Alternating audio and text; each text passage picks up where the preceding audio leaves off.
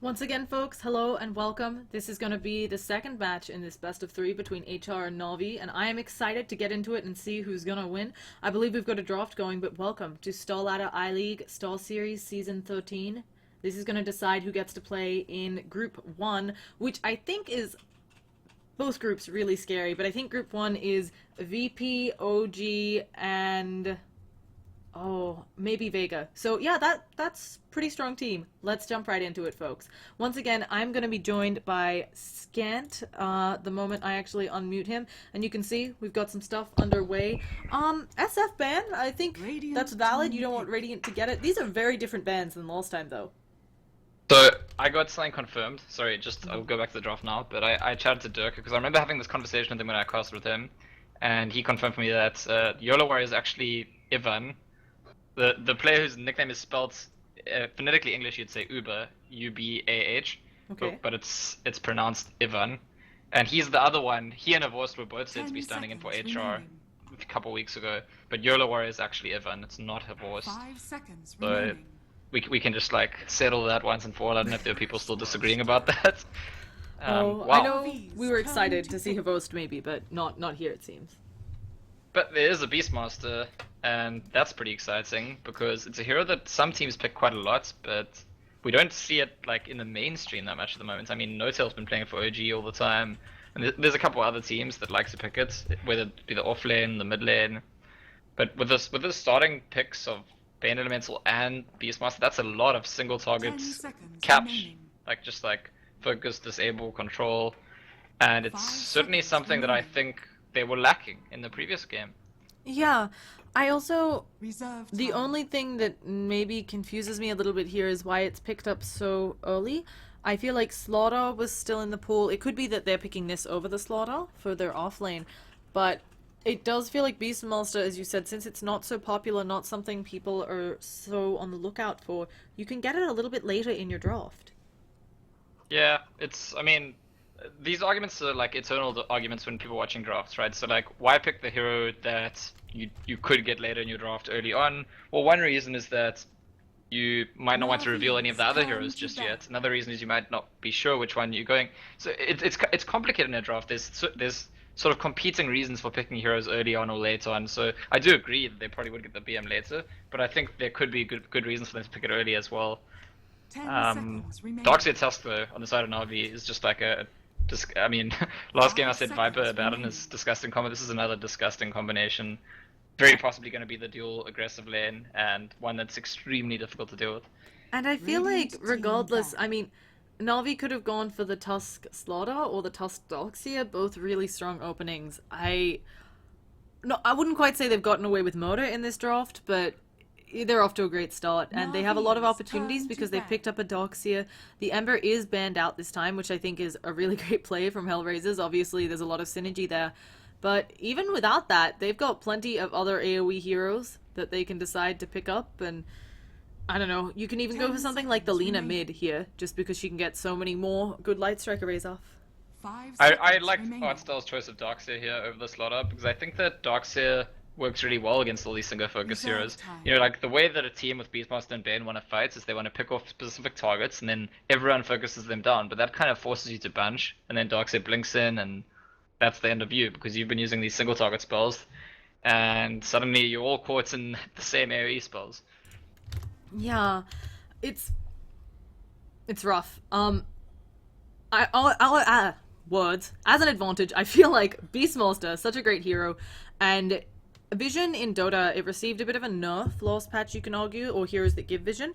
Beastmaster didn't. You know, we saw clearly Bounty, I think, is on the forefront of everybody's minds, but also things like the Static Remnant from Storm Spirit, and then also the Thunderstrike on Disruptor receiving nerfs. Having these hawks up, being able to see a lot, it really gives you such a game advantage, and it's really hard because you're not going to frequently be able to, Radiant you know, team pick off back. these birds unless they're moving. Yeah, I agree. Beastmaster Radiant Vision, one of the team best ways to get Vision, and Vision is not something we can underestimate in the current meta game. What's interesting to me here is HellRaisers banning out the Jira's Ember Spirit. So we had a conversation last game about whether he's comfortable with the hero.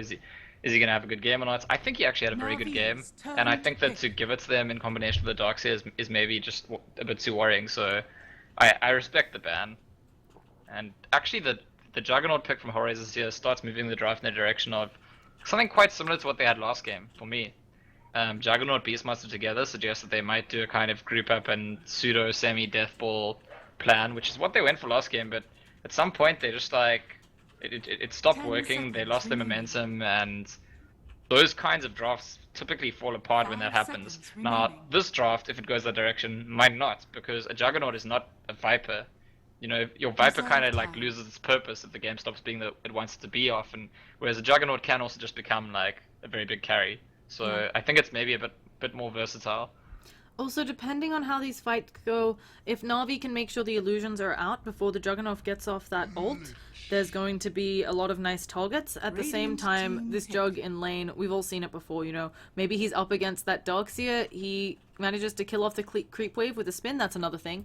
Juggernaut maybe doesn't have the hard time that some other carries do, melee carries do, since he can just spin on top of the Ion Shell creep and still get all of that CS. And then he catches the Darkseer out, uses the Omni Slash. But they're going with Lich on Na'Vi, and this is a hero he was really popular when the patch dropped because of the changes to Sacrifice, I think, and of 10 course seconds gives remaining. armor when Slaughter's in the meta. Really interested to see exactly how they're going to play him here, 5 if he's just going to be seconds that kind of remaining. like, maybe stacking for someone, Lich, how he's going to have game impact or lane impact. Yeah, it's quite Reserve confusing time. actually, because you see Tusk Darkseer, you expect an aggressive dual lane, you see Lich, and you're like, Lich usually goes in that aggressive dual lane as well, but I mean, I can't really see an aggressive tri lane with these three heroes here. Possibly they run the aggressive dual lane with the Tusk and put the Lich mid as well, but then they have a solo safe lane. It could just be that the Tusk is just going to be a roaming support and not actually start in that off lane. But where does the Lich go then? Is it the Lich Darkseer? That's I don't really think that that's like adding huge value to just the off lane Darkseer. So I actually don't know how Na'Vi are planning to set up their lanes right now. It could be Lich, it could be roaming Tusk, and Lich is just there to make the Juggernaut's life even worse, denying about, you know, you can deny almost a fourth of that farm, as, oh yes, I forget with the overlay, you all can't see any of this, Navi's but you can turn deny to almost a pick. fourth of the farm with just 2 levels in Sacrifice. And they go with a Viper again on HellRaisers, not sure about that, and Phantom Lancer, Radiant yeah, team it's... ban. Juggernaut's gonna have a hard time. I mean, I say this, but when it comes to team fights, I think he'll have a hard time getting off effective Omni Slashes just because there'll be a lot of illusions. If he catches people out, he should be fine. Yeah, they literally asked for the PL pick. PL's really good against 10 Viper. seconds It's remaining. pretty good against Omni Slash. It's really good against Fiend's Grip or Raw. 5 I seconds mean, remaining. if PL gets, it's similar to the previous game actually. We said if Ember got too farmed, that's it. If PL gets too farmed, that's it. But here as well, like I feel like Navi's early turn on, to PL ban. could cause a lot of trouble for them. And HellRaisers, I mean, yeah, they've got the Juggernaut as sort of a fallback this time, but I do feel like they're very much on the like sort of 75 to 80% all in as they were in the last game. Yeah, Radiant team It's- pick. I'm still worried about the impact this Viper will have, and I wonder if it's just they're concerned about their mid winning against Dendi. We've seen that before, where people put a lot of emphasis on making sure they win their mid matchup. I feel like picking the Viper repeatedly may be too much. I think, I mean, look, the Viper is the best frontliner in the kind of like Navi's semi-death ball turn to strategy. pick. It kind of always has been, other than maybe the Shadow Fiend, but that's banned this game. And Disruptor actually adds something interesting there, because that's like, we're pushing at GS5, we're gonna go for your towers, and you need to be decisive, because if you sort of think, maybe we'll defend, actually no, we'll run, you're gonna get glimpsed back and die. So HellRaisers are actually very well set up to do what they want to do, but they kind of were last game as well. And so the question is like, will they be able to keep the momentum that they hopefully get in the early game or not? I think this game they might not even get the momentum though. I think that actually Na'Vi have really good lane controllers, and so Na'Vi could just start ahead, and then we'll just see a very similar game to what I think was game 3 of the previous series, where one team really wanted to play very based on momentum, and so couldn't do that much. Yeah, it does feel like what's the right way to say this? At least this time, HellRaisers are on, you know, they can potentially go later game. And actually, I realize I have to quickly fix something, so please talk, Scant. 10 seconds. Yeah, that's true. I mean, technical. HellRaisers can go later this game, but I mean, yeah, sure. So they 5 support seconds spells, remaining. scale really well. Juggernaut can scale really well. Even Viper can. But even though they can go later, I do think they don't want to be playing from behind. I think that there's an advantage to Navi's lineup, which is that they can be aggressive early on. They can fight into them, they can contest the lanes, but they can also fight from Prepare behind. for battle. And I don't like HR's chances of coming back if they do get behind. So very interested to see how these lanes go. Sorry, because Yeah. if they go very favorably for Navi, it's big trouble for HR. Now, on the other hand, I have faith in Juggernaut, because why not have Senseless Face? And Seneko, I actually haven't... No, I have seen this Tusk. I'm a big liar. But we'll be seeing how much impact he can make there. And it's going to be, as we just talked about, obviously, Darkseer is the offlaner. I've actually seen in recent history one of the European teams...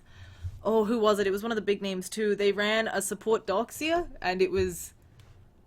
interesting. I feel like it's one of those things you can get away with when you're very, very high skill, just understanding how to use the hero. But not what we'll see here 30 today. seconds So exciting to go. business. Let's quickly introduce the teams on HR. Can you do that on your own? I'm just going to change my batteries. It'll Yeah. take 2 seconds. Go ahead. We've got Goddamn on the Disruptor. We've got Undershock on that Bane. We've got YOLO Warrior on the Juggernaut. Appa Ninja playing the Viper again. And Beastmaster all the way up in that top lane being played by Shocklo. Then we're going to have Axmo on the Darkseer for Na'Vi. Dendi, of course, everybody knows who he is on the Lina. Artstyle on that Lich PL being played by The Dicha Ra. battle begins. And finally, Seneko Ready to burn. on that Tusk. And it's really interesting. They now know about the lane rotations. I feel like Shocklo should be... I mean, I guess he's happier with this. He's a hero that should be able to be okay-ish with the Darkseer, but both of these offlaners are going to get a lot out of the lane. It's really interesting to me that Navi seems to be using the team secret approach of starting the one position hero in the off lane usually, and then just like switching around early on. And I mean, there's good reasoning behind this, right? If your 3-position hero gets a good start, they're usually a hero that's more important in terms of having an impact early on than the 1-position hero. But it's also sometimes just that the 1-position hero is less likely to die once you put them in that dangerous lane, because you've got like you're much more acutely aware of the risks to the hero. Also, sometimes the toxic lanes are usually aggressive dual lanes, not safe lanes. And now we're seeing how toxic this bottom lane is. I mean, this Jug, I'm not sure how he's meant to get anything. He might be taking an Ice Blast to the face. A lot of his creeps are going to be denied by the Lich, of course, and Tusk is so tanky. It's not one of those heroes where you can just spin on him, because the Tusk, you just spin on him, he pops in the snowball. Yeah, it's actually a horrible counter, actually. If you just start the snowball and then don't actually, like, commit it, you can counter pretty much the entire spin. Yeah, since spin is only 5 seconds, and then snowball, it got a slight reduction, but it's still, yeah, it's still 3 seconds, and then, of course, when it's moving, you can maybe buy 4.5. So let's say that bottom lane, very sad for the Juggernaut. In mid, Viper's actually faced a lot of harassment. I feel like even though Corrosive Skin gives you inbuilt magic resistance, Dendi, you've just got so much more spam on Alina. And yeah, we're seeing more of it come out. Yeah, I mean, I think this lane can go either way. It's... Typically, I'd expect both heroes to just get farm, which is what they're doing, but they're also both harassing each other. If either hero gets a gank from a teammate, that's going to be quite Oh, devastating. speaking of ganks, we've got someone in the snowball, not quite sure. It's going for Undershock, and suddenly, I think they're getting both of these supports, but Seneko, he manages to go down, so Undershock has gotten a kill, has that DD on him. He needs help. I don't think he can buy 10 more seconds. He has the Nightmare, and he doesn't go for the self-deny. Even if he did, I think it's really rough there to try to get it. On the upside, Yolawari did get a bunch of free farm there. So, that's something. Yeah, it is something, but I mean, we got to be constantly aware of the dynamic that HR is the team that wants to have a good start here and gain momentum and win off it. And any small losses to them early on are actually, I think, more significant than the small losses to Na'Vi. Yeah. So on top lane, as I think we expected, the lane's gonna get quite pushed in. Shockla, I'm actually a bit surprised he's going with Inner Beast. I was maybe expecting some points in the Wild Axes to clear the waves that would be pushing in so hard, but just boring it up. Yeah, it's I mean, the summons is not unusual. That's, I think, standard for this hero, but Yes. taking the aura early on instead of the axis is an interesting choice. He's gonna still get the axis now, so it will probably just be that value points in the aura. But this stack's gonna be to the advantage of Axmo almost certainly. Probably gonna get that double Anshell. really surprised because I do feel like if he had the axes, he can contest this. He can stop having to be worried about the creeps pushing in while, you know, he can attack a bit faster. Maybe if Axmo does end up being aggressive on him, I'm not sure it was worth it yet, especially since you have to imagine Axmo's not going to be super aggressive until he has a couple more points in the Ion Shell. Well, But the CS is actually pretty close, so yeah. I mean you can't really fault him. I think Beastmaster's meant to be a bit behind, and he's only slightly behind. So I mean I'm just gonna assume that he knows what he's doing for now. Yeah, they put in the snowball, the one who is glimpsed, and as we talked about the spin being completely burned out, but then there's gonna be the brain sap and the auto attacks enough. YOLO Warrior actually takes the nightmare. It is also transferred, not just turned off Seneko. He is too far away. Yeah, Glimpse wasn't leveled on Disruptor. I actually think that Seneko assumed the Glimpse was leveled, and that's why he put Lich in the snowball, trying to avoid the Glimpse back. Yeah, that makes sense to me. I didn't see the start of it, but that sounds like something that could happen. Because it felt like the Lich actually could have just walked away there since there was no Glimpse. But either way, Altstyle now comes mid, and Alpha Ninja's life sucks. He's gonna salve up, but it makes life a little easier for Dendi. I wonder at which stage Navi are gonna switch. I think that Jura probably goes to the safe lane reasonably soon. You think so? But maybe as soon as he farms off his tower, I think that's maybe when it happens. Okay. Yeah, he too. I mean, Beastmaster's a pain if you're up against him, but I think it's something because of the boars. The constant boar slow can actually be quite a pain to a hard carry. But you can kind of lance at the boars. You can maybe just auto attack them down depending on how things go, and especially if he has some support up there, then I think the Beastmaster gets much less painful for Dichira on that PL. Yeah, and he'll be able to have supports with him if he wants it. And I think that at that point Axmo will, yeah, I mean Axmo's already level 5, he's got the level 3 9 show, he's got a soul ring, so he could be in the jungle, he could be in the offlane, he could be wherever he wants. Darkseid, no one's really gonna be able to control him that easily at this stage. I mean, Yeah. Glimpse is actually quite good against Darkseid if you have multiple heroes, but Disruptor's only level 2, and as you said, he doesn't even have a single point in Glimpse, never mind 2. Yeah, we've been seeing this a lot lately. Kinetic Field being picked up really early. I do agree, it's a fantastic spell. It's a lot harder to hit, though. It's much more skill-based than Glimpse, I guess you can argue, right? Like, Glimpse, you're gonna get it off, you're gonna put someone in a bad position as long as you actually counted for the 4 seconds. Kinetic Field, because of the amount of time it takes for it to actually form, you often don't cut off the people you want. So I'm really surprised, to be seeing this so early, especially against someone like Seneko, who has a snowball that can pulse right through. It's maybe a little bit more versatile. Like, it technically, it has some kind of defensive application. Like I spoke about in the previous game, we also saw Disruptor, where it's a hero that I think usually is only useful aggressively. So your team's chasing, fine, you glimpse one back, or lightning is offensive skill. You don't really have that much to help if the enemy team's trying to make a kill on one of your allies. And Kinetic Field kind of provides that. It can be used as a barrier, like some kind of fissure or something to stop people from chasing your allies.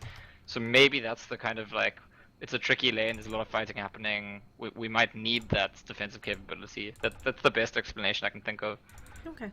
And it is something where if you can get up a good kinetic field, the spin does get easier, right? I just was a bit concerned because other than the Lich, you know, you can doppelganger out of it as the PL unless you're super I mean, you have to click on the wrong spot and be super unlucky, I guess, to not doppelganger out of it. So there were just a couple ways to pass through. Looking around, in mid, obviously the Viper actually having the highest CS in the game, or highest net worth in the game. Not too unsurprising, you know, he's 28 and 10. You kind of expect that out of a Viper. But it's whether he can transfer that into anything, I think, and I would be interested to see whether he goes the same item build as last time, rushing that early mech, or not. Or last time he didn't go for the mech, right? But We're gonna be seeing Altstyle going down. Yeah, I feel like you're right. I just said that, and then we were talking about how he didn't. So yeah, Viper yeah. gets killed. Last time he went for the drum, but I think this time he might go for the mech, although He just he's bought actually something. sending himself gloves. Might be treads, or could actually be that Midas build, maybe. It is one way for Viper to keep up the farm. Or Dandy's picked up a haste tree and he's got ulti. This is a dead Alpha Ninja. Or is it? Oh, he actually misses the Dragon Slave. I mean, another auto attack should do it, so he gets it. And at the same time, Phantom Lancer goes down Dire's bottom tower is on the under attack. middle in the river.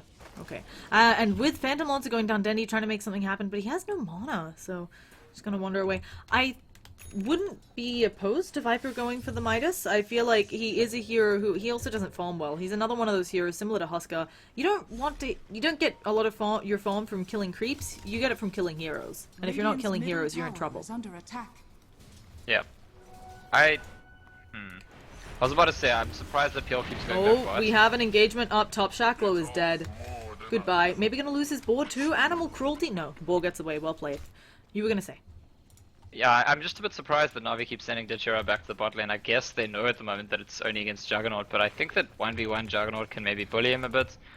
I guess it's just they're just not prioritizing the PL right now, and that's perfectly fine. Like, maybe they don't feel like there's an urgent need to give him space. And it's as you mentioned, I mean, PL, even if you give him a perfect lane, even if this PL had 80 CS at 8 minutes, right, he still won't have as much impact as the Darkseer with the mech or with a blink, which he can get up a lot faster than the PL can Radiant's top tower is under I mean, this attack. PL Yeah. could be bots, and then maybe casual Yasha for farming, we've seen that before, and then the Diffusal, which I think really starts to get the PL into fighting condition. So. Yeah, absolutely. So I mean, I understand the basic reasoning behind it. I just usually teams transition at some point, and I thought it would be sooner this. Well, there's gonna be a fight here. He's got the DD rune. Juggernaut can't be spinning into the DD.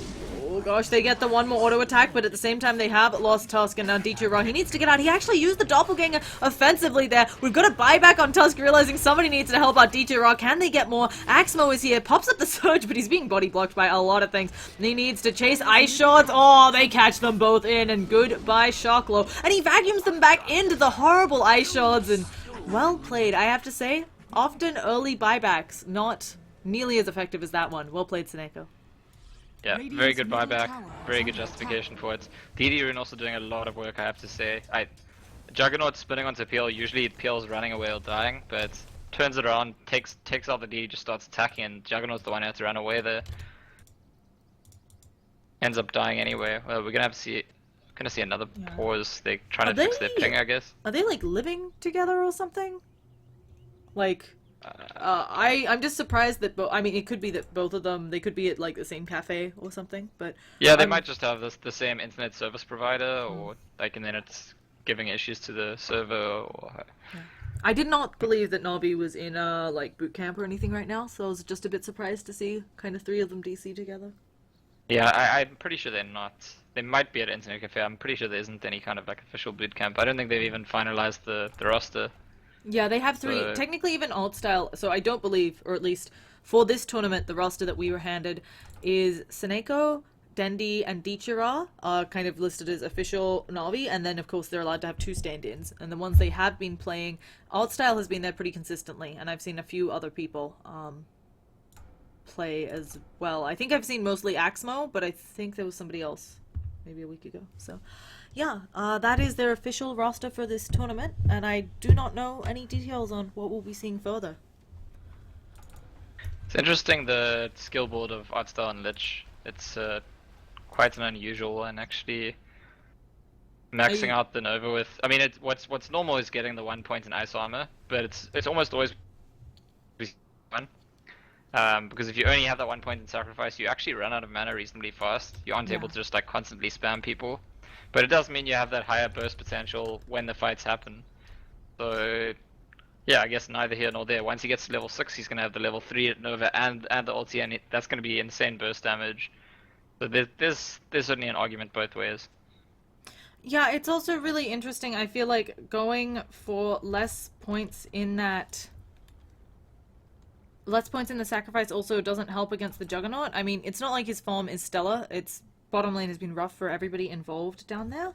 But more points in sacrifice, it does put it up to a 36-second cooldown, I believe. And that is almost a third of your farm, fourth of your farm denied, right? It gets rough. And then you kill the Radiant's catapult! middle tower Come is on, under guys. attack. You gotta get that catapult. Show it who's boss.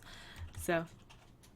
So as things stand in this game, I think Navi's pretty favored. I mean, they take an early lead in terms of golden XP. They're also the team with less pressure to take the early lead, as I was suggesting early on. I mean, there are tools at the disposal of HR to get some pickoffs. They're not as limited as the previous games to just like group up with Viper and push. But they got to make those. They got to find that space, find those opportunities. Otherwise, the game just kind of casually progresses the way it is. they're in big trouble. And as I say that, there's a 3-man smoke actually coming out of their team, and there's a drawing straight into the enemy jungle.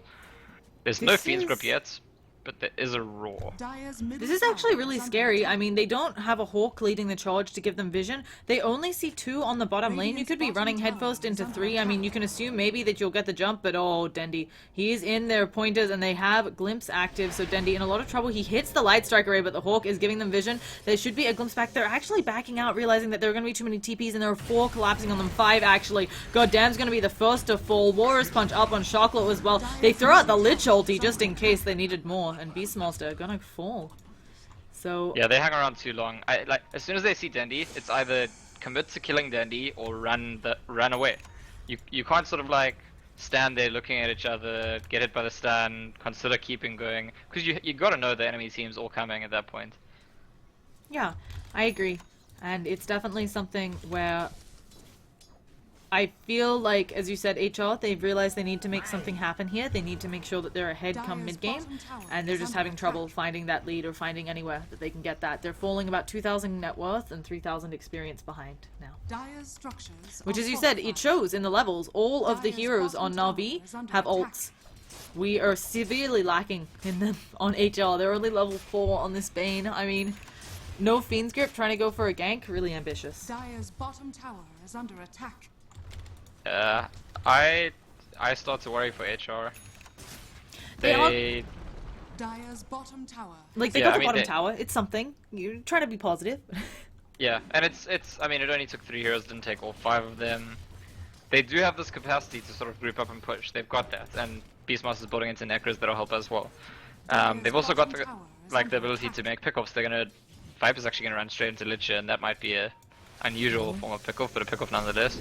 Yeah, they've got alt style dead to rights. There's a lot of TPs coming in though. Doxia does surge himself up. Shocklow may just take a Laguna Blade if Dendi can get in range. Viper Strike out onto Axmo actually. The Ice Shards though, they actually push Axmo away a little bit. Dendi, oh, the nice silence coming out, and now he can't go for that. But there are a lot of heroes here, including PL trying to come in on the backlines. He has no mana. Warrior's Punch up on YOLO Warrior. There's going to be a Primal Roar onto one of the illusions from Shocklow. They actually glimpse back the correct one. Will the illusions do enough damage? It looks like Shocklow is out of this engagement. All right, and now everybody seems to be fine. Yeah, when the dust settles, it's just the original kill and everyone else lives. Pretty incredible. Yeah, I'm actually really surprised Beastmaster didn't take a tumble, but well played from everybody involved, kind of zoning. And I don't think we actually saw the Omni Slash come out, and I have to say I really like this. Omni Slash level 1 is rather underwhelming, I guess is the way we'll see that. So making sure that you can, I mean, not using it unless for sure you're getting the kill, and then maybe waiting for level 2 if you're going to try to go ham on multiple heroes, because only 3 slashes and if there are 3 heroes around, you're gonna have a bad time and probably end up next to one of those heroes who can then damage you in return. Yeah, he'd rather use the Omni Slash when there's a Fiend's Grip or a Roar, or when there's just one hero that can't get away. I think actually that the Darkseer's Vacuum might have saved the Beastmaster at the start of that fight, pulling him like away from Dendi actually. Yeah, I'm it's not awkward, sure. it's counterintuitive, but because he tried to vacuum in a way that he might get both heroes, but he actually only got the one, and the one he got pulled away from the Lina. And I think that Dendi there, I'm not sure if the Laguna Blade would have done enough damage, but I'm pretty sure that Laguna Blade plus the bonus attack speed from Fiery Soul, because she would have been in range, would have been fine. So, we've got TP out from Lich, seeing Dendi immediately backing up, and Dendi just happens to have a smoke. Gonna realize that there's nothing there. I mean, we've got an equal tower game. We've already talked about how, oh, okay, HR with that one little engagement, and I guess they've been getting more out of the map for the last few shakes of a lamb's tail. They're actually pulling the net worth back in their favor. The experience still heavily in Na'Vi's favor, though. Yeah, and the dynamic of the game kind of favors Na'Vi, I would say, because they've not really been pressured that much, and they definitely should be the favored team as the game goes later, in my opinion. Yeah, but we have another one of those big rotations coming out, and YOLO Warrior, if he can find one alone, I think he'll be happy. He needs to make sure he does not get the creeps as well, so he spins, gonna do some good work. Na'Vi Artstyle, he's just gonna TP away, not fast enough. Axe is helping out there. Also, they had the glimpse just in case, since that issues a stop command. It would have stopped his TP. Yeah, so this is gonna be the tower trade, probably. If there is a tower trade, it's again, just like last game, where I think tower trades are just far too favorable for Na'Vi. Because HR, when they push towers, Na'Vi can't do that much about it, but if Na'Vi's getting 1-for-1 every time, I don't know, maybe Navi won't finish this tower. Then he's actually moving away. He had been hiding at the bot lane hoping for one hero to rotate in, but it didn't happen. So I'm gonna return, just have to take the tower instead of taking some heroes' lives. They did get it very fast on HR, and I think that they, from the looks of it, are gonna continue their push, not returning back. Beastmaster also has the Necromonicon level 1. It does add, I mean, he also has that 1 point in Inner Beast. There's a lot of attack speed coming out from HR. Yeah, it's very good that Dejura goes for that drum and not like say the fast travels, recognizing he needs to be able to like do things now, because this is the one big risk in this game, that HR just run away with it in the next sort of 5 to 10 minutes. We have a vacuum back onto Goddamn. He could set up a pretty nice kinetic field, I think, kind of stop this aggression, but doesn't go for it, and he's actually getting pretty low. They've surged up, but a beautiful kinetic field, Static Storm. How did he land that? The Omni Slash comes out, doesn't do as much as we were talking about, but there is a lot of follow-up. They're going to throw out the Lich ulti. It doesn't bounce to anyone, and now Dendi is fiend scripted up Alpha Ninja. We were worried. He's doing good work, and the illusions just kind of tickling him, and holy Hannah, all of that I think is on the hands of Goddamn. Yeah, totally agree. 2 fights in a row as well, like with the amazing Static Storm kinetic field. Like, that's a really difficult thing to do. It's not like a black hole or Echo Slam or like to catch multiple heroes, especially because of the form time of the kinetic field. Yeah. Like, sure, you can usually catch people with the initial Static Storm and they jump out of it, but 3 heroes were caught in the field with a Static Storm in them, and that's definitely the fight winner. And just so folks know, it's 1.2 second delay on that form time. That is more than enough for most people to wander out. And Goddamn just did a really good job of it. And I'm impressed. I'm very impressed. And it does help them a lot as well. It put them in a firm gold lead. And as you said, if they can snowball, take down these towers, more points in Necronomicon units or higher levels, they're getting rolling. Radiant's top tower is So that's, under attack. we were asking early, why did Goddamn go for the early points in kinetic field? It's probably just because he's like the best kinetic fielder in the world. He's just like an expert at that skill, because that, I mean, my mind's a little bit blown by that, to be honest. This is not the kind of play you expect to see from Disruptor. Usually Disruptor combines his ulti with another hero's disabled to start with, or with the glimpse to start with. Yeah, Really, really well done. doing good work. Unfortunately misses the deny. He actually TP's top, almost gets it, but didn't draw the aggro of one of the ranged creeps. And also I want to take a look around. They didn't take on HR the opportunity, the deep smoke, to actually place any wards either of the times. So they actually have no wards on the vision, which I imagine will be rectified shortly. While we do see a couple very defensive wards coming out of Na'Vi, they don't want to get picked off in their jungle again, I think is what they're saying here. Look at HR's tier 1 mid. It's on 3 HP and they like seem to deliberately not be denying it. Like almost hoping someone will come try finish it off. They could be Goddamn's, waiting like, for a bait, cancelling his attack. right? It's entirely possible that they're waiting for a bait here. Oh, Radiant's okay. middle They like, tower has I been think they probably denied. were, and eventually they're like, okay, wasted too much time. Like, let's just deny it. Because if a hero thinks, well, it's on 1 hit, I'm just gonna sneak up there and last hit it, they're definitely dead. Here comes the smoke out of Na'Vi. They want to be on the offensive for a change. Yep, and I think they're totally right. Unfortunately, it's going to get broken by the Juggernaut. He could have gone for a TP out there. He's still wandering. Do they have catch? They're going to see him with the Ice Shell. It's really well played, and now he doesn't have a way out of it. Warriors Punch for more initiation, and they got him dead to rights. So, unfortunately, I think the only play he had there was to kind of spin, try to hide, and TP. Of course, Warriors Punch can stop that, even in Radiant's spin, bottom tower is but under you weren't attack. walking away from that one. Radiant's bottom Yeah, tower it's has fallen. mostly just the ice shards, getting the ice shards right at the start, then after that it's probably going to be a kill. Now, Dendi is halfway towards his Aghanim Scepter, and Seneko is also, I'm not sure whether he's the type of Tusk who's going to be going for that Blink Dagger next. Some also go for Glimmer Cape. Yeah, it's difficult to tell actually. I think Glimmer's actually Um, really great this game because of these static storms that have been on point. He's actually just started a medallion, so Oh. I guess that's where he's going. They want to be able to get that fast rush if possible.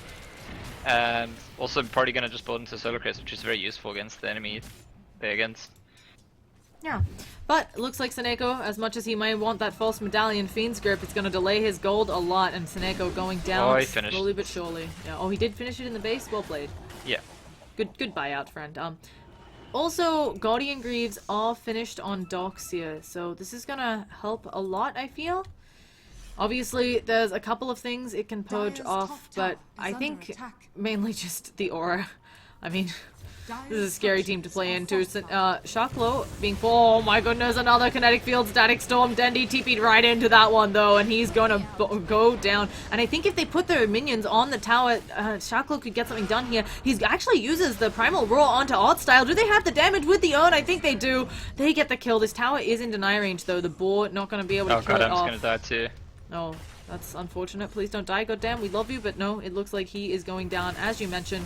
And yeah, oh, Viper coming in, Alpha Ninja. There's going to be the jump forwards. That's what we talked about. You can't hide in that kinetic field so easily. The glimpse off to the side, but goddamn, still too many illusions. And with the jump forwards from the dogs here now, there's going to be more fighting. They have to make sure they move around. If they can find the real one, oh goodness, he's the one with the ion shell on him. I want to see both of these team fights, and oh, I'm not sure Undershock can get it. Viper does fall on one side, and DJ they place a ward looking for more, but Undershock gonna lose the ward. Not gonna lose his life, but really painful, because if he could have gotten Dichira, I think that almost evens things up. Yeah, but as it happens, Dichira very close to death multiple times in that fight, makes it out alive, and he has 3,000 gold as well, so he could buy most of a Diffusal Blade now if he wanted to. I'm waiting to see if he decides to go travels. I think that just like having the entire Diffusal Blade ready soon is almost game winning. So, oh no, he goes for the travels. I agree with you on the Diffusal. I think it has so much team fight impact. If you can throw it on Disruptor in the back lines, you can really get rid of his mana quickly and make it impossible for him to land these great kinetic static storms, kinetic field combos. But at the same time, if they feel comfortable that they can get Roshan on him and buy enough time for them to get the Diffusal anyway, and oh goodness, we're seeing HR, they're all trying to come in. Do they have a smoke? They all smoked up, but I'm pretty sure both teams know exactly what is going on. And if this series, the rush fights have been so... Wow. Yeah, so we're going to be seeing them opening up. We've got the Lich ulti. It's bouncing to a lot of creeps. There's going to be a nice Omni Slash coming up, but in the snowball is the rest of them. It's going to be rolling onto Undershock. At least one down. Seneko maybe following. They get the Tusk. They get the Lich. Are they just going to back out of this team fight? I think they could. The Roshan is pretty low, but I am worried. Whoever's in the pit... Actually, I mean, the wall... Okay, the wall's back up, but he doesn't have a Blink Dagger. This is actually pretty hard for Axmo to initiate here, I think, without the Blink Dagger, but he's going for it. Is it going to be a vacuum onto the high ground? Instead, he's going to be caught out. He does get two up there, but Alpha Ninja is fine attacking you from the high ground. That doesn't bother him one bit, so, yeah. He was like 2 seconds away from his Greaves. Might have actually lived if he had them. Yeah, I don't think they can do Roshan so easily now, especially not with both Dendi and Dichira being a real pain. Keeping an eye on it, and Undershock and Alpha Ninja, they're not TPing out. There we go, one on Viper. Bane doesn't have one, so he's gonna have to buy out and probably die. Well, his team is actually still very nearby, so this could be actually a trap. If Na'Vi try going without their Darkseer, they could just all die again. Yeah, it could be a really nice Fiend's Grip from the high ground play. Light Strike Array doesn't manage to hit. Goddamn is walking away in alt style. They glimpse him back, not very far, but with the spin, he's going down. No Lich ulti going to be in that team fight. And with the wall burned, we see the TP from Bane coming out. He wants to be on the deck, and we have a DD. Viper's going to get his hands on that. And so suddenly, I think that Na'Vi... I mean, they still want to contest it, but this team fight getting harder and harder for them. It's funny, we were talking about how like Travels is fine because they're gonna get rush anyway, he's gonna get the blade fast, but turns out they can't win the fight, they can't get the rush, they might actually lose the rush at this rate. Yeah. And I do think if he had the diff blades, it might be a different story. I agree. At the same time, it looks like HL maybe not wanting to fight. They're actually knocked outside by this ice shards, but the bird sees all.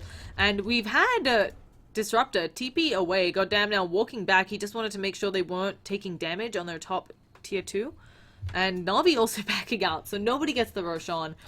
And PL, this happened last game, right? They would like posturing at each other so much in the rush bursts, and usually no one would get it. It's a very, very interesting dynamic between these teams. Like after a certain amount of aggression, both of them just accept, okay, we're not willing to give up anymore for this. We'll just leave. I think this is unfortunate for HR though, because they had a window there where the wall was down, you know, the Lich was dead for a few seconds, and I feel like that is when their team fight is superior on HR, not having to deal with these things. Now they're right back in the thick of it. They have to get a pick off before they can potentially take Roshan, and Na'Vi is getting closer to that Blink Dagger on the Doxy, which I think could potentially change things around, because if Axmo jumps on their back lines, without the Disruptor, without the Bane, the team fight from HR gets really thin. And there's a axe coming up for Dandy right now, which is actually really, really big. Juggernaut spitting, not actually safe. Viper's corrosive skin, not actually safe. Like, people could be blown up much more easily than before. Although it looks like Dandy might be the one running into trouble. His Oh, smoke they're won't gonna turn break, it up. and they might not realize they're in the pit, and if they come down, this will be seen, but they have Hawks.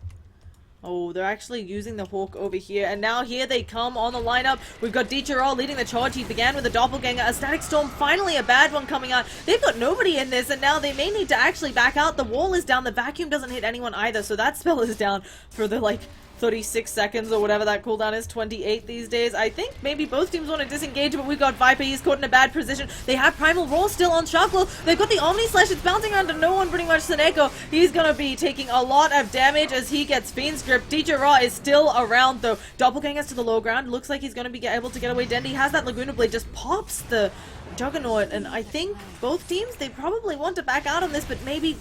No, not able to catch out on Dendi. They might be able to catch out Alt Style here with the axes on the backswing. They do, so definitely a team fight in favor of HL, but both sides losing their hard carry and really messy again. Big ultimates whiffing for the first time. Dia's courier goes down. They got the glimpse back onto Axmo. A really nice kinetic field coming out. And around on the other side we got Aftershock. Is he just going to put the Nightmare there? That's going to waste all the time coming out from the Surge. Not quite all of it actually. And Shocklow just going to wander away. Oh, okay, I think Undershock's fine though.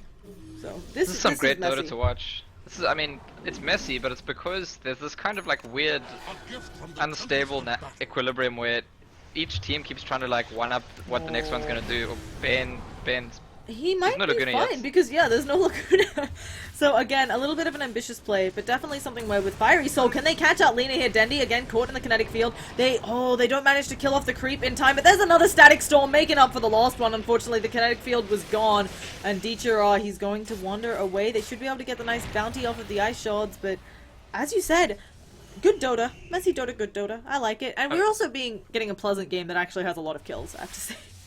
Yeah, and the movements are what I'm talking about is it seems like each time both teams are kind of like they're gonna do this, so we'll do that. But both teams are doing it at the same time, and so like they end up like the fight starts in especially around that secret shop there where they sort of smoked past each other. Then both teams missed all their main AOE because of the way they approached each other. Unusual, I think, to say the least. I also wanted to point out, I noticed in the team fight that the courier went down, didn't check it until just now. Axmo had his Blink Dagger on that. Really, I mean, it's a really big pickup, and it's something which could have allowed Na'Vi to play a little bit more aggressively, because as we talked about, blinking on the back lines, but just unable to. And maybe part of why these last few team fights haven't gone in Na'Vi's favor. The net worth chart is only about 4,000 gold in HRs, and we've all seen one team fight can easily swing it more than that. But this game, it's close. It's pretty exciting. I'm enjoying it. Dichero still doesn't have his Diffusal Blade. I don't know if he had some part of it. Did he have anything on the career? No, he didn't. It was just the Blink Dagger, and I think this is just that he did earn himself a death there, and there hasn't been much farming because there's been a lot of posturing around heroes not hitting creeps. Yeah, but that again, I mean, it's always an awkward position I get into. I don't want to say that I know better than him. I almost certainly don't. But watching from like a bird's eye view, it does feel like had he just gone for the diff play, like he hasn't. I don't know if he's even used the boots of travel since he bought them. Maybe once. He has botsed into some fights, and we see in top lane Tusk is going to go down. They actually commit the Static Storm for that, so they immediately ping out Roshan again, saying, "Hey, there's no Static Storm. Maybe we can do this." He's botsed into a couple of these fights, but most of the fights have been sort of in the same area of the map, Yeah. But yeah, it's gonna be okay now. He's gonna finish the whole diff blade, and I think still ultimately the game looking quite good for Na'Vi. I think Lena's going to be a major threat, and PL's going to be an even more major threat the later the game goes.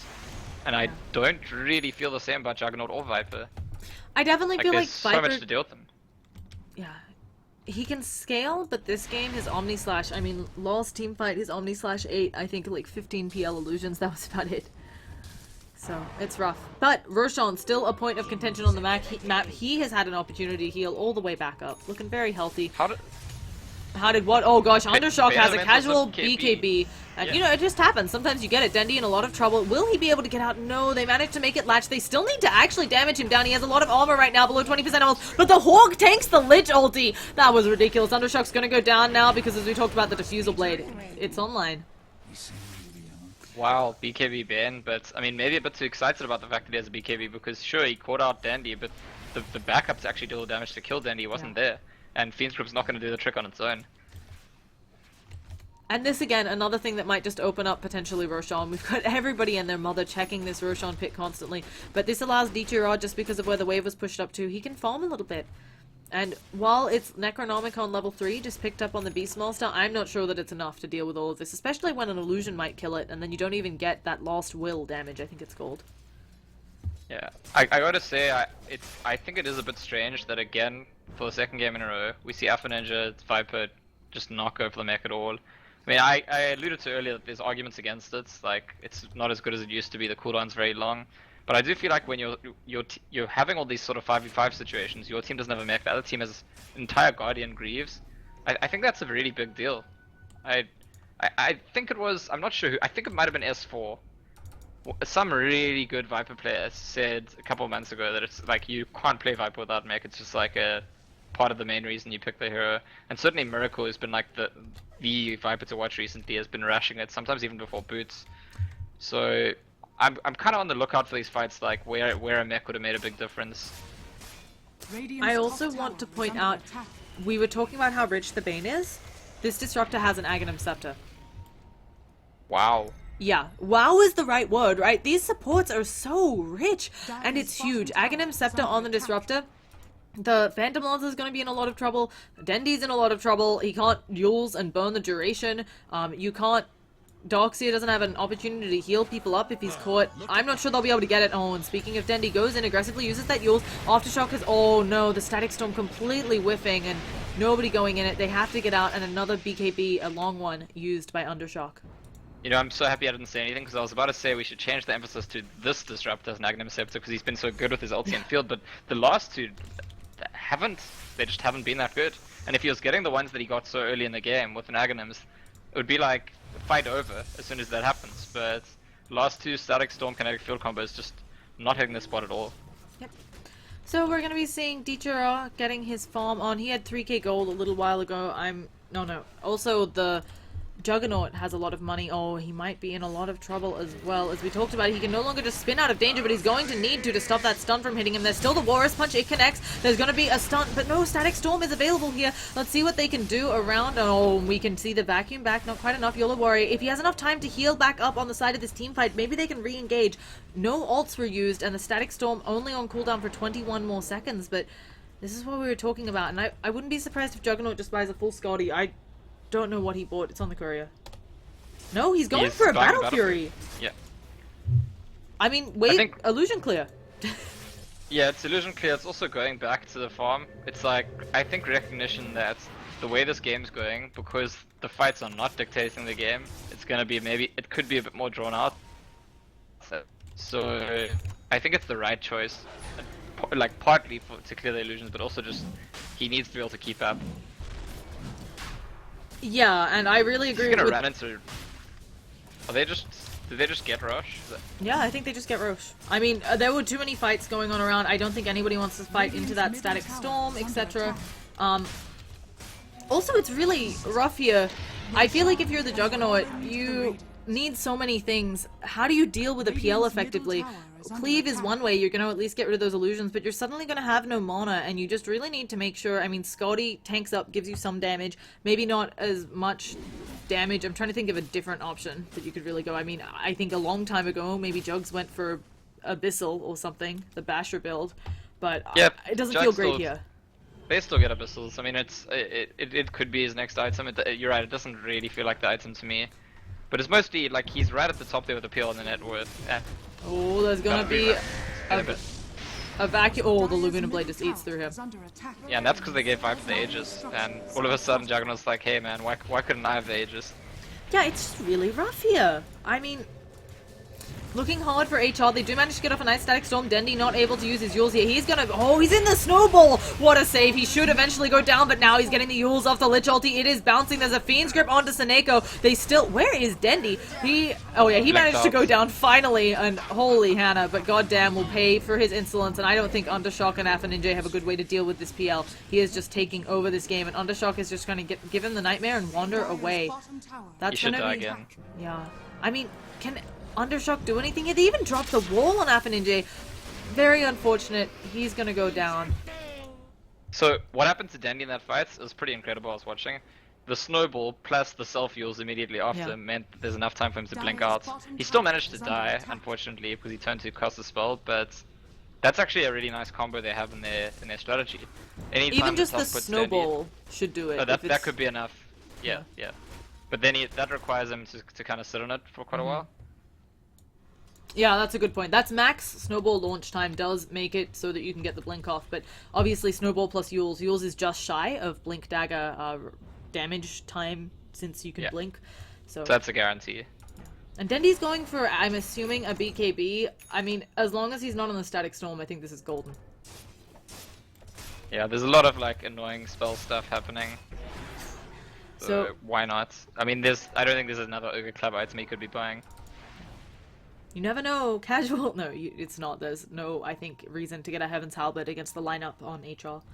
So It could be a very obscure start to Silver Edge. I mean, Lena sometimes like to get Shadow Blade, but I don't think so. Not at this stage in the game. Not against the Necro 3. Yeah, it doesn't feel like there's any reason to do it for that. Now, we're going to be seeing Goddamn he is wandering around in that smoke. For HR, it feels like their game plan is so hard to execute now. They're behind. They've also, I mean, kind of not mentioning this, they're going on to Alpha Ninja Laguna Blade. He does pop that ult. They can still Laguna Blade him away, though Dendi didn't have enough mana for the ult. The Lich ult is bouncing as well, and Dieter are able to doppel out of this. Oh gosh, Shocklow, is he going to go down to the Lich ult? Not quite. And now Dieter comes back in, gets spun on, and they catch the Lina on the other side. I don't know if you caught how the Lina went down, but I did not. It looks like Fiend's Grip was expended. Just as I was saying, I think that HR have a really hard time to execute. They get 2 huge kills. Yeah, and that's, I think, Navi being a little bit cocky, to be honest. Like, thinking we're in the lead now, we can do what we want, but Viper is, I mean, say what you want about his item build, Viper is just never the hero that you can't see that many team, let's go on Viper is a good idea. It's just not. And they start with, I think they led with the Laguna Blade, is that right? No, she Like, just didn't have just- mana. Oh, She Okay. used too many spells. I guess just the Yules plus her other toolkit. She was already at half mana, didn't have enough mana. And they get themselves an easy Rax Axmo. He's trying to use a vacuum wall combo, only pulls the Bane through. And finally, YOLO Warrior might actually be able to get out of one of these fights. And Undershock just popping that BKB, just Bane with a BKB thing. So Neko looking like he's going to go down. Alpha Ninja will pay eventually, but if they also catch out Axmo, this is devastating. I think they rightly realize though in HR that overextending is going to really punish them. Not able to get anything off on Goddamn to stop that TP. Okay. I feel like, as you said, maybe just overconfidence, because I really thought Na'Vi was in a great position with all the spells they have up to take a team fight. yeah, but yes, the way they're gonna win a team fight is not to, like, everyone cast your spells on Viper at the start of the fight. That's like the dream fight for HR. It's why HR wanted that game plan of, like, let's group up and push, stand behind Viper, force them to target Viper, and Na'Vi just did them a favor there. I think that Na'Vi's vision didn't show that the Viper had teammates with him, so they thought, okay, this is fine, it's just a Viper on his own, we'll just make a free kill. Also, Yeah. as you talk about, because the Viper takes so long to kill, I think his teammates were down there, and it took them so long to kill the Viper, especially since Dendi opened with the Yules. It was like 5 seconds. Your team's gonna get there. Yeah, it's just, I just think it's the exact wrong way for the fight to start for them. And then Ditchera got identified, the real one, very quickly, he got glimpsed back, he went down, and after that, I mean, the way that they want to win fights is actually by Ditchera coming in a bit late, I think. And just like, that's usually where PLs excel. When the fight starts and then the PL comes in, and you're already trying to deal with other things, and then there's all these illusions, and you don't know what to do. But if you can focus on the Phantom Lancer, because the Lena's already running away at the start of the fight, I mean, you're good. We've also got a Blink Dagger up on Disruptor, so, just in case you need more help landing Kinetic Field or maybe getting off a good glimpse, Disruptor's got the positioning tools for that. And Undershock also has an Aghanim Scepter. I was kind of wondering if that's what the BKB was leading up into. This means you cannot stop the Bane... Oh, okay. Correct me if I'm wrong. You cannot stop the Bane from Fiend's Ripping, except I believe Walrus Punch actually would, but then Nightmare the Tusk, or am I crazy? Like, does that work? I don't actually know. I mean, this is like such a rare hero to see Aghanim Scepter on that, like, I've never seen the interaction. Like, does he get Nightmare before the hit actually happens, or once he gets hit? He might get Nightmare before the hit, I'm not sure. Folks, tweet it at us, you can see. Get It us actually this game says knowledge. on the tooltip that if an enemy tries to attack Bane, that's why I think it might actually Nightmare Oh. before. Then he's literally unstoppable. So Yeah. So that's pretty cool. You can just pick a target and then say, hey guys, I'm holding this target for what's the increase? Yeah, 7 seconds. And if his team can't kill that person in 7 seconds, well, you know, Ben's done his job. yeah, so really well done there, picking that up. Kind of interesting item builds. We're much more used to, I feel like, on the Bane seeing the Glimmer Cape, maybe a Force Staff, smaller items. But this Bane is fat. He's a happy cat. He's only 2k gold behind Dendi.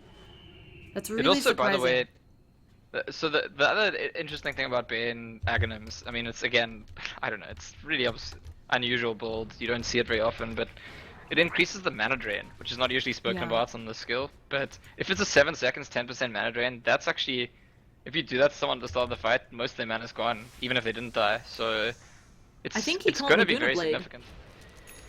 Yeah, probably not. Yeah, he can't Laguna Blade. Yeah, you can't. Okay, so yeah, this is huge. The mana drain, of course, I don't believe... Does the mana drain happen if you're BKB'd? No, it Yeah, won't. so if Dendi can, like, get his BKB that he doesn't have yet, so I'm speaking hypotheticals, if he can get the BKB off first, he'll be okay to Laguna Blade, but if they haven't killed him in that time, it's... I mean, ultimately, this is all like a side discussion, right? Because you expect that if someone's Fiend's Grip for 7 seconds, they're dying. But it's, I mean, it's interesting for us to theory craft this stuff anyway.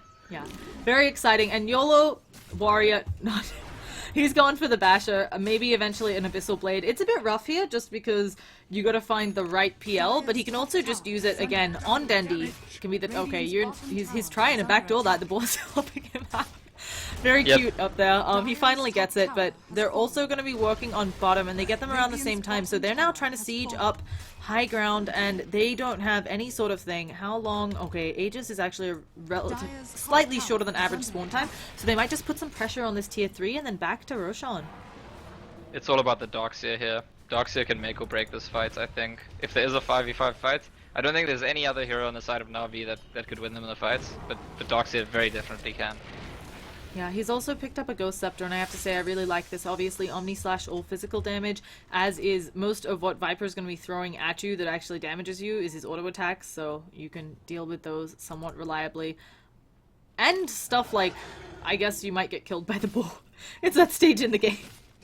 But Beastmaster, he's gone for Vlad's. I feel like we see sometimes Shivas coming out of Beastmasters. Do you think that's a decent pickup here a bit later? I mean... He's also very farmed. Kind of surprised. Sure, yeah, if he gets enough gold, Shivas could be nice, but Vlad's definitely very good value at this stage in the game. It's something his team wants to have, and he's probably he was the best position to buy it because Pain Elemental wants to buy an Aghanim Scepter. I'm still confused as to how this exactly happened. I actually just want to see Bane ulti someone and like all 4 other heroes just go and attack Bane just to see the mass nightmare. I just think it'll be beautiful. He's also got, I mean, okay, this is how it happened. This Bane is 8, 3, and 10. I mean, he's kind of snuck up on it. Undershock has also been doing a really good job of not dying, which I'm really impressed by. There's been a number of team fights where his team has lost them. He just walks away, and I think that's actually the hallmark of a great player. Sometimes you have to abandon your teammates. And Aftershock, he's got an invis. He might just be able to initiate. He goes for it! There's that BKB Fiend's Grip. No one can stop him. They also, on Dendi, get the silence off. There's going to be a Primal Roar onto Deecha Ra. He is being held in place, and now so many particles. My team fight's lagging. But it looks like a lot of the people are actually going down on HL, but they still have the Juggernaut. Can he clear these illusions fast enough? But Deecha Ra has backup. Afa Ninja is trying to kill off Axmo, but it looks like HR have taken a really unfortunate team fight, and they're all going to go down. Yeah, there's so much going on there, it's difficult to tell, but, I mean, Bane catches Darkseer, which is by far the best hero to catch. He was trying to save the gem. Yeah, he was trying to, I think it's Navi's gem, I want to say. No, oh no. Tsuneko. Dire's middle tower. He has to place. Yeah, no, he knows it's there. That's why he placed a ward. I think he was hoping, but the wards won't combine because I think one is from a different party. So, and this is Goddamn's gem. I didn't realize that Goddamn had purchased one up. This is losing Roshan. Maybe even a Rax. Start of the fight, Bane Fiend's Grip's Darkseer, and I do think that's like the most important hero to Fiend's Grip because he's the one that wins the fights in the end. But I didn't get to see, you know, what stopped Viper and Juggernaut from killing the Darkseer with the Fiend's Grip, because the Fiend's Grip, I think, channeled the full time, 7 seconds on Darkseer. I think there were just mass PL illusions over here, and they were a little bit distracted by them. Additionally, let me check if I'm thinking about this right. I feel like Chain Frost is now the only thing in this game that can stop the Fiend Script. Because I feel like the mini stun does pierce magic immunity. Yes. I think. Yeah, so that's it does, definitely does. So that's probably, maybe it wasn't the full 7 seconds, maybe it was just like 3 or 4 seconds. That would explain a lot, because it didn't feel like 7 seconds to me, but I didn't notice something cancel it. But the Chain Frost is misleading in that way because it cancels it not on impact, but like as you cast. Yeah. So you could be looking at Bane and be like, hey, why does ulti stop? So, Dichiro now, very happy camper. He's got Scotty, Diffusal, Aegis, all great things, and this tier 2 is falling for Na'Vi, and maybe even more. HR, I mean, it's still an even game, but I feel like a PL, much easier for him to take over the game than a Juggernaut. It's really interesting how Dandy like basically ended up playing 3 positions in this game. He's never been as farmed as PL or Darkseid. Well, Suneko has been caught by Omni Slash, and there's the gem again. They are very liberal. Oh, Dundee thinking about killing someone, but they're just gonna glimpse him back. And actually, he pops his BKB. He throws out the ult on YOLO Warrior. And he's managing to get away, but will he be able to? If PL gets some eyes on him, they throw up. Oh, he gets the charge, and that'll be death. So, unfortunately, getting that. And now we see the Shivas coming out of Axmo. Goodbye, goddamn. And another gem. Did he just... There's an attempt to like get a trade on the Rax's top lane, and this might actually work, yeah. Oh gosh, did he actually just buy that gem though? Never mind, as you said, they're getting the racks on top. They just got the melee racks as well, so the range might even go down to the necro creeps, and they BKB TP out. I think that's worth it, even though they lost, I'm pretty sure, another gem, but I have to check that. That's it. I think that's an excellent trade. I mean, Juggernaut has Viper. Well, if Viper goes down, maybe now it swings the trade again, but... Yeah, Viper, it looks like he should be able to TP out, and actually that was, of course, the gem from Suneko. Suneko had picked it up, yeah, so it wasn't another gem. I was really confused, because I was like, your gem's only on cooldown for 5 minutes. There's no way you could have bought another one. But yeah, that's how holy Jug and cow. Disruptor got caught in the first place, because they were picking off Suneko, and then it was the response to them, but then... Very, very intelligent from Beastmaster and Bane to recognize, well, if everyone's TP to react there, we can just get a quick set of axes, and yeah. Like with all the action in this game, it's really kind of amusing that Raxes finally go down and it's not with any action, just like split push. Yeah, at the same time, if Shocklow is picked off here, they really need all of their heroes. They have to get this high ground defense, because I think HR is in a really good spot if they can keep their own sets of Raxes up. Because, as we talked about, maybe there's a pick-off over here, and next time it's this Rax. Because with Inner Beast, the passive from the Necronomicon units, I don't actually know what that passive is called. You're hitting really fast, but as we talk about hitting fast, Ichirahi is working on their tower. Not the fastest takedown, but he will get it. And they're turning out a little bit, but they've got a world of creeps. They have to do something here, I feel, for HR. The push coming in from top isn't going to be fast enough with just one hero. It's that Aegis, and HR, like, if we commit enough to kill PL and only take down an Aegis, then we end up losing a fight, losing the game. Oh, Undershock. He's going to be pulled backwards. They finally pop BKBs. I think it's time to turn around and use that Fiend's Grip, but there's too many units attacking him. And again, they're doing a lot. They're actually forced to TP back, though, because Shocklow's gotten himself inside the base. There's the Lich ulti, but still, I think that was just a tier 3. The Necronomicon units doing Walk and Art style, actually taking a huge amount of damage from that last will. And Shocklow, he buys back, saying, you're not getting my racks. They burnt the Aegis. They have to find the right one. Is Doppelganger on cooldown? It is. They're going to actually place a really far forward kinetic field. DJ Ra is caught in it. Do they know which one is the real one? They have the stop on him. They use the Primal Roar. Axmo gets off a really nice vacuum, but of course doesn't have the wall up. And Dijiro, he's very low. I believe he's in the snowball. He's coming out, and they gonna get the spin on him. Oh, he again, Doppelganger's away on a sliver of health. They glimpse him back. He's at sub 200 health, but they're not quite able to do it. YOLO Warrior goes in for it, gets actually the stun. But again, he wasn't quite able to do it. But while all of this is happening, the base is falling for Na'Vi. They've lost one tier 4, and I don't think that even though they wiped so many people for so many buybacks, they might not be able to take these racks here. They even killed Beastmaster for a second time. That's a dieback for him, but there's just no one with mana or health to capitalize. So really interesting, because in all the recent fights, it does feel like Na'Vi have the upper hand, but it seems as if HR might be able to take this game just with the rat. They not even need to win any fights anymore.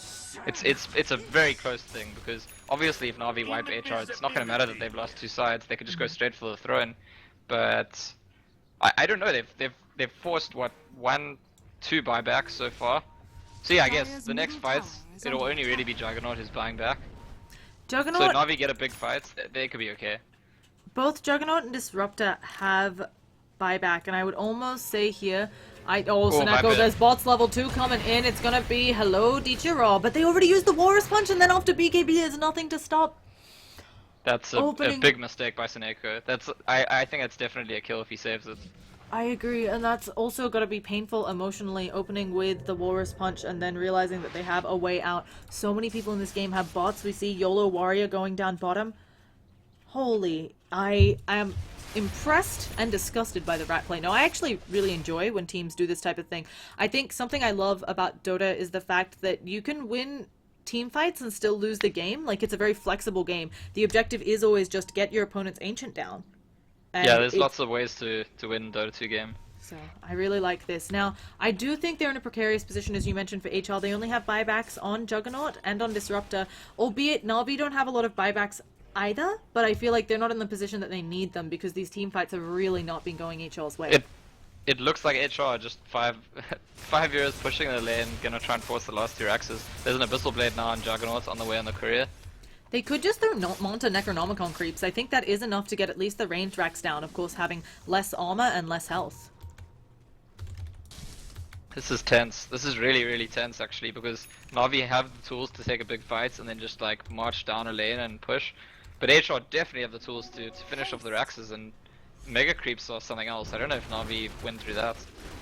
Phantom Lancer, while certainly a hero that can output a lot of damage, I agree with you. I feel like he's not a great wave clearer. And Na'Vi have headed over to mid. We have a TP coming back out from the Viper. Ninja may just be giving up his life. They're pushing in and Na'Vi are onto them. Na'Vi's like, we have your number. Shaklo needs to get all the way out of that. Okay, I think that they're going to TP out. He actually throws up the Hawk. It's probably going to see these rotations. They're even using the Shivas for vision as well on Axmo. I would be so scared. Your heart is beating right up here, right? You're terrified. They're going to find you and they're going to kill you and you don't have buyback. If the Shivas had revealed them, they would have both be dead. Yeah. That's... And Disruptor does actually have buyback, but of course...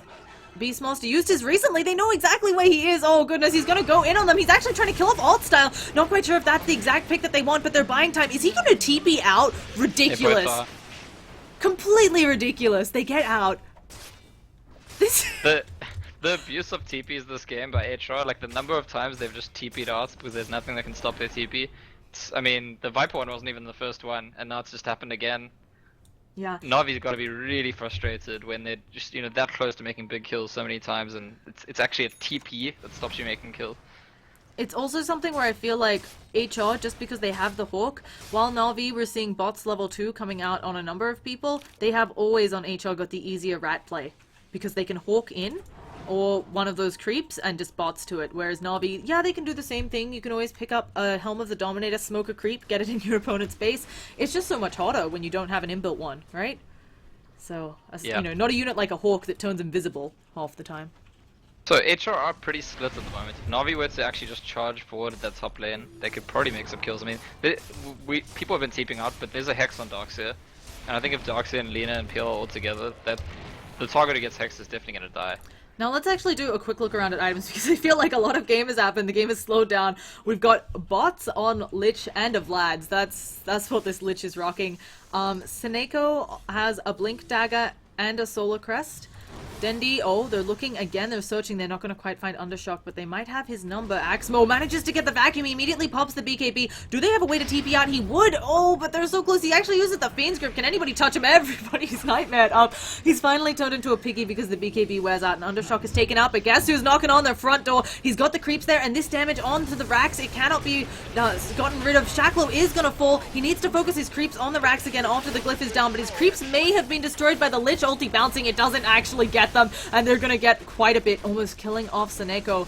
That range Drax is down to a fourth of its life. It must feel really good to Na'Vi, killing a hero who tries to TP out before they TP out. Yeah. We were doing item roundup quickly. Dendi, I'm actually surprised Dendi hasn't gone for the sheep as you mentioned. Oh gosh, are they just gonna finish up the racks with the illusions? I don't think they get this through. Oh. Okay, it's now down to 230. I mean, what does this game become? I don't know. This is this is some Dota, eh? Glad we got you on this one. This is, by the way, this is the first time Scant and I have actually costed together. I think it's going absurdly smooth considering it's the first time. I have only been interrupting you a lot, not all the time. We actually have a blink forwards. There are bots coming in. There's gonna be the blink away from the goddamn, but if they can catch him at all, they have a yours. Lich has been taken out elsewhere, but none of the creeps are in the base, and I think goddamn is just forsaken his life. He does have buyback, and we have a lot of other heroes coming back up. That's a second gem. What's up? Dandy and Ditcher are both. None of these heroes can TP back. They need to run. Oh, okay, nobody's actually looking for the back door right now. Yeah, but that just buys them so much time. You mentioned it, nobody's looking for the back door, but while you definitely got the gem out of the disruptor, it's almost a kill for nothing because you didn't force his buyback. You didn't make him, you know, nobody else had to buy back, nobody had to TP back and defend. They can still keep pressuring up top with the Juggernaut, who's just getting more and more farm, by the way. He's perfectly content to farm your entire jungle and then top lane. We haven't even seen Juggernaut make a pick-off yet with his Blink Abyssal, have we? Or did he, No. did he just use that on odd style? I thought he used it on creeps or whatever, but it could have been for the alt style earlier, but it feels like the cooldown is a bit, although alt style's only level 16, so maybe that adds up. Because that's something we shouldn't forget about. I mean, HR are currently playing a style where we don't expect them to make pickoffs, but he can. There's a lot of heroes Juggernaut could solo kill if he finds them alone, blinks on them. They also... I almost feel like PL wants one of his own. I mean, he's finishing is he finishing a second butterfly? That's his plan, yeah? Yeah, he is. Pardon? Are you...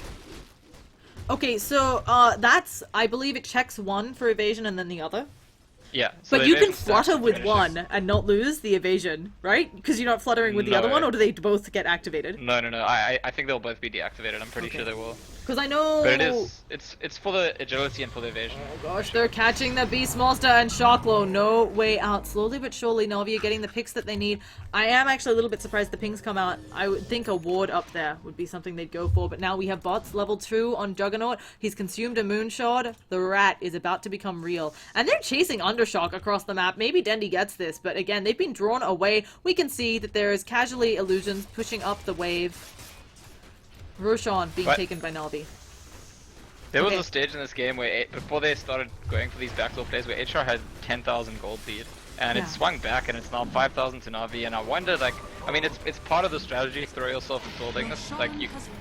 But I feel like they're gonna kick themselves if Na'Vi turn this game around now, and... I don't know, maybe it's difficult to say what was the other approach HR could take. Did they ever have an opportunity to just kind of 5 heroes run down and force those last Raxes? I'm not sure. But the approach they've been taking, Navi's been clawing their way back up. Now they've got another rush. Oh, but they've caught out Dendy. They've got a nice static storm. The Laguna Blade comes out on Alpha Ninja though, and he needs some help. Goddamn is there. Dendy's BKB is wearing out. He does have Blink in 1 second, so he should be fine. Juggernaut manages to pick off the Lich inside the base, and now I don't know where we should be looking. We've got Dichara. Seneko actually, he's being Omni-slashed. He's gonna go down. Dichara is coming back in. Dendy ends up, Doxia kills off the Disruptor. Oh gosh, get one more last hit. He actually pops his Manta to make sure, but now he's gonna run right into Doxy. He blinks all the way over him, and they have gotten another tower or another Rax down. The tower is falling quickly because Na'Vi, they're completely out of base items to go for, and it looks like they're losing their tier 4s. The Necronomicon warrior pounding away at that, gonna start work on that ancient. The rat is working. Yeah, and there's a lot of buybacks still up, so we're not even close to the position where we say, okay, Na'Vi want to fight, then they just go for it. There's a lot of heroes that have buybacks in this game. 4 on the lineup of HR, and Beastmaster is only 300 gold away from his, and Na'Vi, all of their lanes are pushed in, so I don't think, I mean, maybe they force a buyback on the Bane if they're very lucky, but... So, this is what I wanted to say. Before PL went for his second Butterfly, he's now got a Bash. I think he's needed that for the longest time, actually longer than the Juggernaut. He really needs that Abyssal Blade, because people keep TPing out in front of him, and also just like, in terms of chasing capabilities, if the enemy team's trying to kill your Rax and you like pounding at them, like it's really nice to be able to bash them or Abyssal them. I think that if he finishes that item, that may be like the item that makes the game-changing difference here, but I'm not sure. It could just be too late. Yeah. It is something where I do actually think they have to, if Na'Vi can win 2 team fights, as you mentioned, because they have to contend with buybacks, they can just barrel down mid lane, bypass, since they already have the tier 3s, they can bypass that and go for tier 4s, especially if they win 2 team fights. What is this monstrosity of an effigy? I'm not even sure. Is that an Abaddon? I think that's an Abaddon, like, on its side. But if they can win 2 team fights and barrel down the mid lane, I do believe they can get the Rax, the tier 4s, and win the game. There should be enough time with how long buybacks timers are, especially when you include buybacks, but getting to that stage is rough, and look at these hero levels. Finally, everybody has level 3 in their ultimates. I mean, goodness gracious. Like, how many heroes in this game have boots of travel level 2? How many heroes in There's this a game have lot. Ags? It's like, how many heroes that are supports that really shouldn't have Ags? When was the last time Beastmaster bought a new item? That's what I want to know. What is his next rat item? I don't know. Just wants to save buyback if at all possible. Yeah. Because he's No. not getting that much gold. But Lich, wow, look at Artstyle's net worth compared to every other player in the game. It's just like dead last. I feel like, oh, DJ Raw maybe gonna think about going on YOLO Swag Warrior. Oh, they get the stun off and he's turned into a little bit of a piggy. He of course does have buyback, but this is not how you want to die. He has to buy And it's back. so near their base. He also had 600 gold saved up. I was actually really confused. He's been rocking phase boots and not buying out, and maybe now he'll wish he could, because what can he buy from base? I mean, maybe he could have gone for a Desolator to try and work on this Falster, but DJ Raw, he's going to be going. They haven't used the buyout yet, and they're actually Why trying is to he push out waiting? the lanes. I think he's waiting because he wants them to push out the lanes so that they can maybe get some more backdoor, get those mega creeps, but nothing is pushed out at all yet, and they have just evened up racks in one lane, and they're going for more. Finally, the Juggernaut buys back. Radiant's middle barracks They lose the full set of racks. DJ Raw is still pounding away at all of that. Of course, he does have the Aegis as well, and oh, he melts through them with double If Navi kill butterfly. Juggernaut, they win. Even if they concede megas, I think. If Juggernaut dies without buyback, I think Well, you Navi say will. this, but Juggernaut, he is going ham. They're going for that lost racks. They're pounding away on it. They have all of the attack speed. The glyph has been popped. There's going to be blinks around. The Bane has died. He's buying back in the bottom lane. We have a Laguna Blade coming out on YOLO Warrior, but finally, they've got the glyph being fortified. I think that they've got this racks for sure. Actually, he's going on Dendy. He manages to stun her out. Dendy's going to have to buy back as well. Lena is down. They didn't lose the racks in the bottom lane, and even though Beastmaster, I think, falls here, he's going to be perfectly happy with that. Juggernaut also blunk away, left his Beastmaster for death, and they've got megas. They do have supers in one lane, but Navi's life just got so hard. Yeah. And Beastmaster buys back. As you said, they're making I- sure that YOLO Warrior is going to be fine, and Axmo has overextended. He does have buyback, so it should be fine, but Axmo, not where he wanted to go down. Indeed, you're wrong. Axmo actually living on a slither of health. Thank you, Guardian Greaves. 20% health is kicking in. Axmo's going to be the one that goes down, and they are TPing in more. But there are creeps in the base. Seneco's got them. Yeah, teams winning against megas is extremely rare. Doesn't happen a lot. I think it's possible here. I don't think the megas alone win. So if Navi kill important heroes and they don't have buyback, they could do it. We're gonna but- see Seneco goes in for the Walrus Punch. Goddamn is here though. We've got a TP in. Can they kill the creep in time? But no, DJ Raw is here and he is gonna rip everybody apart. And suddenly, goddamn, he's the one actually that's being focused on. We have a pause. That is an awkward time for a pause. Oh yeah, it is. Dendy says get ready to go, but I think goddamn is already on the deck. We need to look over at buyback status. And it is bad. Viper has the buyback, but nobody else. And while this is Mega's Juggernaut, he's trying to get that push in top. I think he'll just pop Monta and run away. He may be caught out of position here, and he, of course, also doesn't have buyback, so... Navi, I think, as you said, this could be one of the few games we get to see a team do well against Megas. And even if they don't, they still have another game to try it. Lich ultiing the creep wave. Yeah, he's got nothing else to do with mega creeps. I mean, he barely deals with them even with his chain frost. I mean, the intelligent thing right now for HR is to actually just like slow down. They've been throwing themselves at Navi over and over and over, and Navi's gotten a huge gold advantage from being... I mean, Navi were 10k behind in gold and I think not as much but in XP, and now they're like 15k ahead in both. Do you see where Shocklo... Oh no, Seneco! Wait, did I just see that right? Did Shocklo just smoke? And then have it immediately broken by Seneco? I saw something weird on the screen. This is the strangest didn't see. backdoor I've ever seen. I don't think he has enough damage to take down that Ancient. That's 4.2k health. No way. Is he setting up for all his teammates to TP Oh onto no, the him? courier! and then- Okay, it's nighttime. The courier won't see him. That- That's why I that's think he his wanted plan, to right? dust. Yeah, His surely. plan is to blink in and summon, and all his teammates TP onto him and their summons, and then they all backdoor together. Yeah, and you can see the Boots of Travel are on cooldown for 8 more seconds. I almost clicked that. That would have been disastrous, but there's so many people in the base. And Navi actually has their own set of Necronomicons because it's that time of the year where the Darkseer already has his own Necro. They can't do this, and this is actually why it's fantastic that the Beast Monster is here. He's trying to make sure he sees all of the people being up here, but he just can't. They're losing Moonwells in bottom, though. Navi, they're having a lot of trouble dealing with it, and it doesn't feel like until they've got all of these creeps out that they can push in. And thank goodness you don't get abandons for being AFK for 5 minutes in these games. It's very difficult for Navi right now, and HR really impressed me by... It looked like they were maybe, bashing their head against the door too many times, and as soon as they get the megas, they know they don't need to anymore, and they just slow down. Because if they had kept running straight at Navi, that's the best chance they have of losing the game.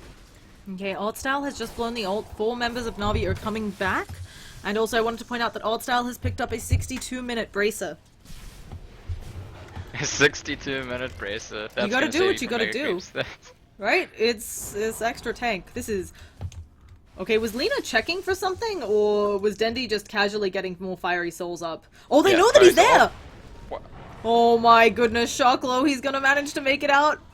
How did... I know Lena salved over there, but how did they know? Because I don't think I they don't know. ice shards or anything.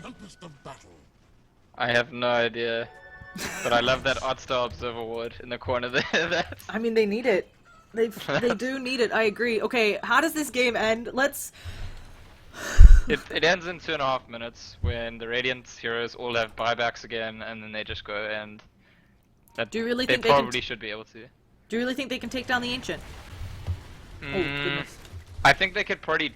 The better play is probably to try and draw Na'Vi to commit to a fight at one side of the map, and then... Wait, are you seeing what I'm seeing? Have you What? look at the docks here? Are you see like...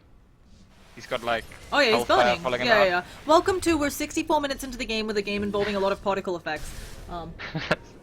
This happens sometimes, but it doesn't usually happen this early. It usually takes like 2 I mean, hours. oh goodness, we've got a Laguna Blade and I can hear it on the Viper. He was one of the few with buyback. It's happening this early because we've got a Dox here, and I believe PL might also be helping to bug it out, and potentially the Hawk summons, because Valve does these assets really interestingly. Do we have like casual backdooring Necronomicons? Yeah, we do. They even put the armor on the Ancient. Oh, and Beastmaster just gets the TP off. I don't know what this means. I'm assuming they're talking about Pringles? I think they're talking about the docks here. Oh. Because he's the first one who said he like put a face. I think they're talking about what it, like he's got like fire following him.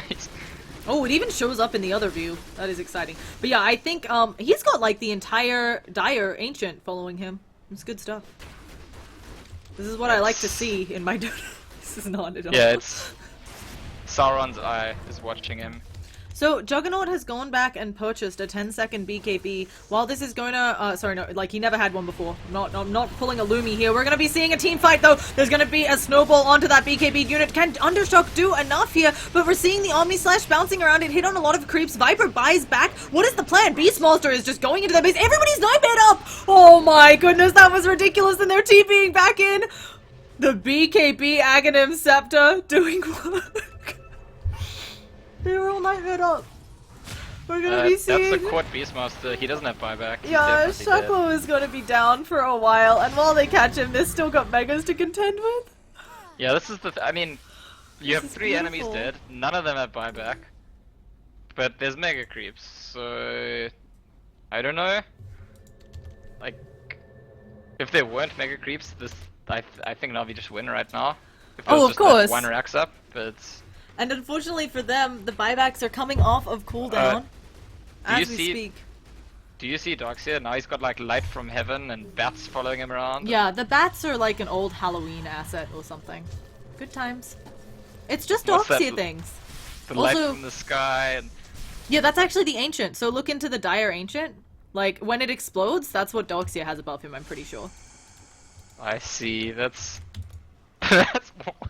Yeah, and then the Halloween bats are Dire Tide asset, I want to say, and then also sometimes he gets Jakiro fire following him. Macropire will be on the ground where he walks, which is, you know, cute. And what's that like icy effect that follows him around? The icy effect? I'm not quite sure. I have not... What icy effect? That might just be Surge. Oh goodness, he's running in. He's thinking about going in. We've got Oddstyle. Someone is TPing in onto Oddstyle, and YOLO Swag, he does have... Oh, YOLO Warrior, I don't know if he's gonna get out of here. Is there enough damage? He does not manage to complete the TP. He does have a buyback, but none of the Did Na'Vi creepers are just pushing win? out. I think Na'Vi may, as you're saying, just one. There's gonna be a vacuum wall back in. Juggernaut does buy back, but what is he gonna do against all 5 of them, and they're in their base with creeps? I think HR have just lost the game. Oh Look at goodness, the Juggernaut, Undershock, he's he's trying to do it, he's trying to buy the time, and Juggernaut, I don't know where he is, everybody's being slept. Axmo is also Nightmare, they've killed off Dendi, but Dendi immediately buys back Undershock, he has nothing left in the tank, and the tier 4s are going down, and Na'Vi have done it, we're dropping items. Phantom Lancer, Deecher, he's picked up a casual Sacred Relic, I feel like, oh no, there's it's gonna Juggernaut. be the full Radiance, and Juggernaut, he is coming in, trying to see what he can do, he manages to kill off the dogs here, Deecher, if they can kill this guy, they can get a lot out of it, but there are too many heroes, I don't think Juggernaut has anything left in the tank. They'd have to get some amazing stun off onto Deichiro. He goes actually on Dendi. He is working through. The Skull Basher has been called out, has dropped with the Radiant Ancient. It's falling. It's done. GG. Oh my god. So Oh we my won't be God. going to a game 3. We will in fact just be staying a 2-0 for Na'Vi over HL, but what a game to go out on. Na'Vi defend against Mega Creeps. I don't know the percentages on that one. I feel like it's very few, to say the least. It's low, it's low, it's less than 10% for sure. It's Yeah. pretty... wow. Aximo is probably the MVP for me of the entire series. His Earthshaker in the previous game also had that really big fight-winning play, and this game is Doxy. I mean, other than just the beautiful particle effects he got there, and 13, 3, and 19, not a lot of deaths, and sorting out so many fights for his team. I think he might have even got the final punch on the throat, and that's what it looked like to me, but I'm gonna just remember it that way. Well, either way, fantastic set. So glad we got to call these. Once again, thank you so much, Scant, for joining me. Folks, it can be found on Twitter at Scansaw. You can see his name up here, I think. I'm poking under it. Let me just double check, yeah? Oh, you can't see my mouse now because we're not in game. There we go. Scancel, you can find him on Twitter. Please show him your love. I'm Llama Down Under. I would love all of your feedback on how to get better. Thank you all so much for watching this through such a long game. I hope you've enjoyed Star Ladder. I know there's going to be more C later. I think we're done with Europe for today, and it resumes on December 1st. I believe one of the first games coming up there is OG versus Na'Vi, actually, since they were the winners of this set.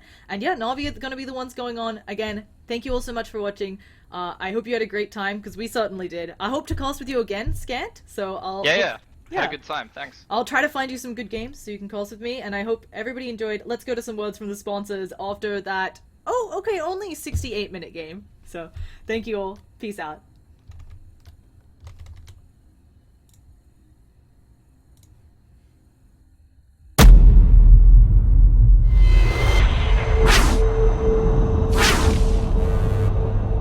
Mm-hmm.